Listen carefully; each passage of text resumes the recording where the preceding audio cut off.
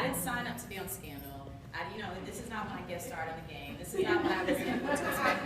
But I had to kind of have that moment with myself because a lot of it too is that you don't want to accept that you've now become a part of this medium that is, in many respects, feeding horrible things to people and to girls and to ourselves. It's like when I travel, I was in the Middle East performing for New Year's in Doha, Qatar, and these people walked up to me that live in Qatar, and they're like, "Oh my God, I love New Atlanta," and I was just like, "Oh, you forget the reach of what it is that we do."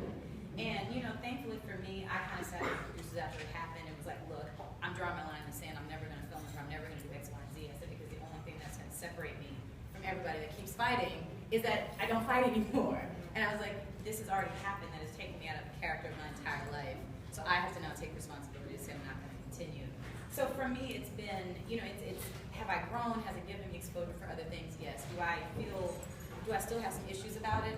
I'd be lying if I didn't say absolutely. When people say, how was it? I said it was amazing. It was horrific. I learned a lot about myself, but I also felt like it opened up something in me where I just said, okay, if I'm going to be a part of this, I also have to be a part of the conversation about why some of these things that we put out there are not okay. I can't sit with girls that email me every day or hit me on Twitter and talk to me, and they're like, oh God, we're so glad you beat her ass. Like that's not the conversation. Like that's not what needs to be celebrated, but it's what happens. So what's been great from it but unfortunately, the only reason people want to talk to us now is because we're on the show. Yeah. So when people bring me to these schools and I'm talking to these girls, it's 5 seconds about the show. It's 5 more minutes. It's 50 minutes about us and about girls. And I've started a foundation called Be a Girlfriend. These girls do not know how to be friends, but they'll always show them as how to be enemies. I get very emotional about it because I tell people like girlfriends are right here. I've slept on the couches when they left their husbands, their babies were in my house, and I was just in the hospital with a girlfriend I've had for 10 years, and she just had twin boys that were 3 months early. Like that's why I'm here. Like that's why I'm still going to survive. And that's what's so important about what we're doing today. So it's just, I tell people it's like it's entertainment, but you have to accept some responsibility for your part.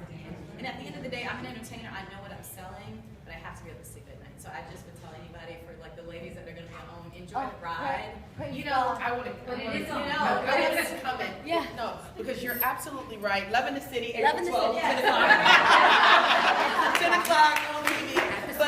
But I do think, after Sweetie Pies, y'all love this. No, but I think as Black women, we do have a responsibility. Yes. And I am so tired of negativity. I don't watch these shows. Putting someone down, calling.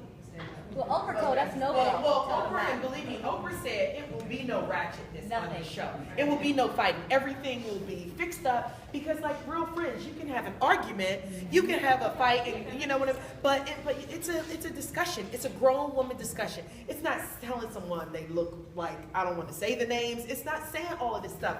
Calling someone saying their son looks gay, talking about their mother. You know what? It's true. Oprah said, I've been doing this, worked my ASS off for 35 years. And where do we come to put each other down like that? Black women talking about your hair, talking about your body. We're looking like strippers, degrading us. Where does that come from? Like she has been in the world, in 85, trying to make a way through TV. And look at where she is today. It's like... So, just real quick, right? So that's wonderful. So you have like a rule. Yes. Does that mean that this, which you're about to do, is going to be the first reality TV show? Yeah. You guys are not going to Yes. Can I say something? ghetto and hood towards each other? Yes, it means that it's not going to be that. That's great. Hi guys. Tiffany Jones, Love in the City. April 12th, 10 o'clock. If we can go back when Oprah was doing her show, when Donahue and Sally Jessy Raphael and Ricky Lake and all those, and even Oprah had a couple little crazy shows here and there. She then changed the face of talk show, daytime talk show, and she started targeting housewives. So this is what she's doing with our show, reality television. She's changing the face of reality television. She made it very clear to us in our contract, and she brought us on board because we've been friends for over 10 years. So that's one thing that is like really special. So we really do know each other. Yeah. It's not saying It's been a that long we time. would, it's like she lives up the street and I live down the street. Yeah, We don't know each other. but she was very clear. There's no changing hair and there's no throwing pots and pans. So. Yeah. But I think it's so important because you look at these new shows and we get so excited on a Black woman throwing a bottle at another one or cursing them out. Or I just think it's, to me, I don't agree with that. I understand there's entertainment, but I mean, is every show gonna be entertainment? And you wanna know why people look at us crazy and say, the white society, they clutch their purse. 'Cause they see black men. I think it's very important to who your audience is. I think I've been in front of the camera, I've been behind the camera, and I've worked with teenagers. They don't care about certain shows. Like the bulk of, you have to understand right now, if you're flipping TV, you see somebody crying, you see someone fight, guess what are you gonna do? You're gonna stop. What the hell is going on, okay? And whether or not responsible adults with certain experience, you're gonna keep flipping after a while. Those kids are gonna stay there. And then I think it's the connection of, oh, this girl appears to be making money, appears to have this visibility, and she only has X, Y, and Z. She didn't necessarily go to college. It's an easier reach from her to this girl, from her to Oprah. Oprah is like in another planet, So again, you have to be careful. When I talk to these students, it is so real. They was just, what do you want to do? I'm gonna be a reality. I just want to be on TV, Miss Thompson. Doing what? I just want to be seen. I said, doing what though? Come on.